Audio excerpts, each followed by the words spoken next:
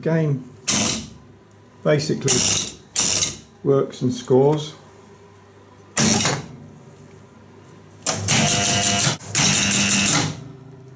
These exit lanes work okay, but these two, neither of them work. The ball doesn't reset. There's nothing here on the ball count. You never get a game over light. I've reset the game over relay manually, and that did light up. So we've got no way of continuing. The ball goes through and then just gets stuck in there. To try to get the ball to activate and the game to start counting balls and game over and new game and stuff like that. It's a bit of a mess in some places inside. The game start is actually by a bell push that someone has put inside. It does work, so for the moment until I can get things going, I'm just starting it with that. The schematic is being ordered this evening, but I'm in the UK and it'll take a while to get here. I've taken off the top plate from the top arch, and it's not too bad underneath. Obviously some dirt. I hoovered off already the worst of the dust and dirt, so I need to get a cloth on there now just to get the worst of that off before the proper cleaning. And here we are with that top plate.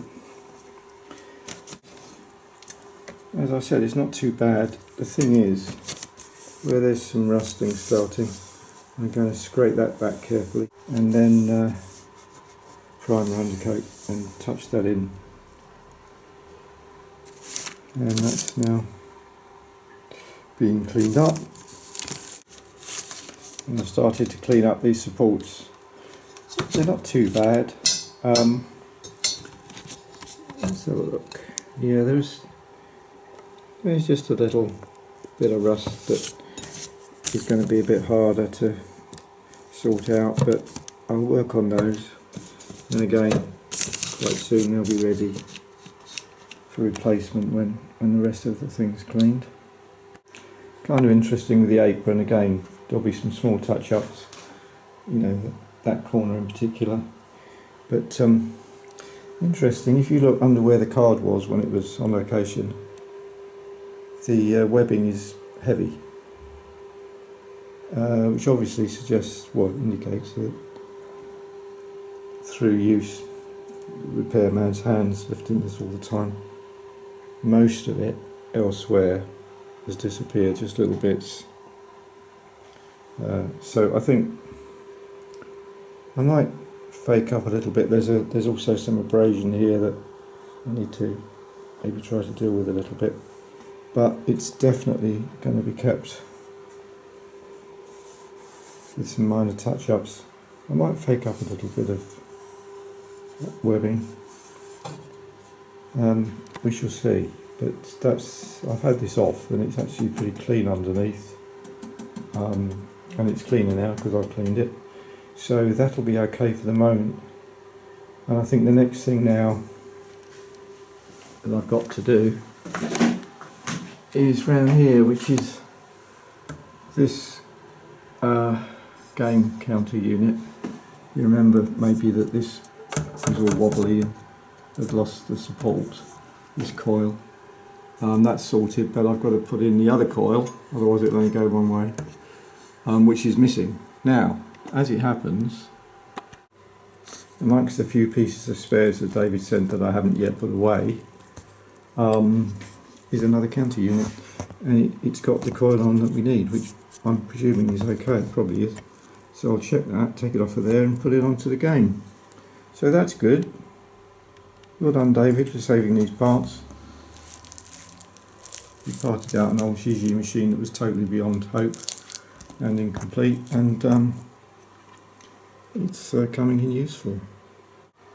And of course there's also this from the top arch, which is shining up nicely. A few little points of corrosion that I have to deal with, but yeah, it's good. I'm assuming that the wiring is going to be the same, which is the stripy wire, single stripy wire, and a double uncoloured or black wire. And so the plan is to have a look in the back and see if that's the same, which I think it is.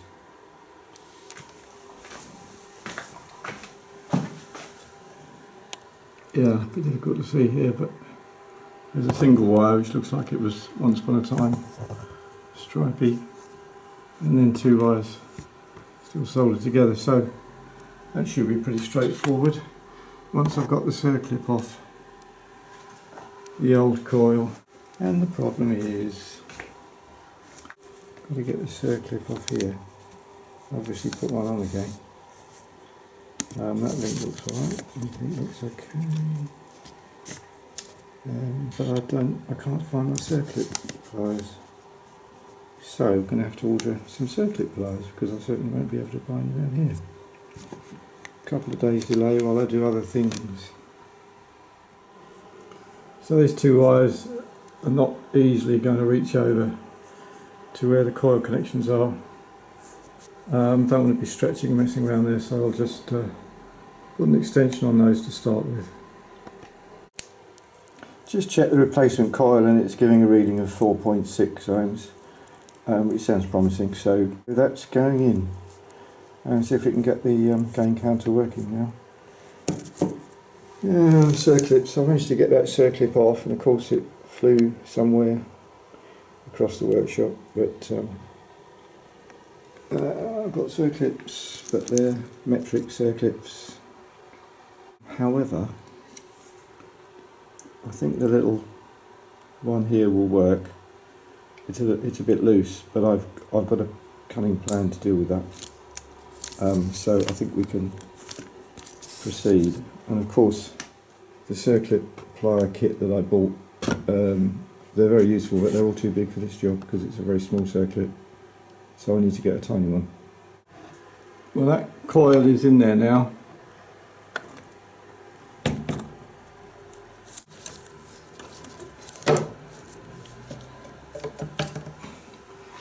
And I've just had a game, not actually running the ball down the field because the balls are rusty, but just clicking things and moving the balls up into the channel. And after I think it was 5 balls, it went to game over. And there's also another light there. If I press the doorbell start again, let's see whether that changes at all. Let's have a look.